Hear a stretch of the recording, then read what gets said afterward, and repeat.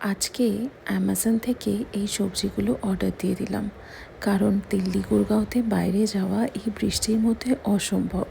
আর এই যে আমাদের ব্যালকনিতে আজকে অনেকগুলো জবা ফুল ফুটেছে, আজকে তার আমাকে দেওয়া যাবে। আমার ফুল গাছের খুব শখ, তাই ব্যালকনিটা যত ছোটোই হোক না কেন ভরিয়ে দিয়েছি অনেকগুলো গাছে।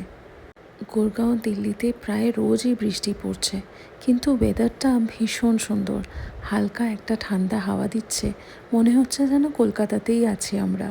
তবে এই গলিতে জল জমে একদম একাকার অবস্থা। জিৎ তো কালকে অফিসেও যেতে পারেনি, জানি না আজকে কি করে যাবে। এই যে আমাদের সোনা পুচকু উঠে খেলা করছে। সকালবেলাটা আজকে ভালো ওয়েদার বলে দরজা খুলে ওকে মশারি দিয়ে ঢেকে ভালো করে খাইয়ে দাইয়ে শুইয়ে রেখেছি। একা একা খেলছে, আর এদিকে আমার অনেকটা কাজও কমপ্লিট হয়ে গেছে।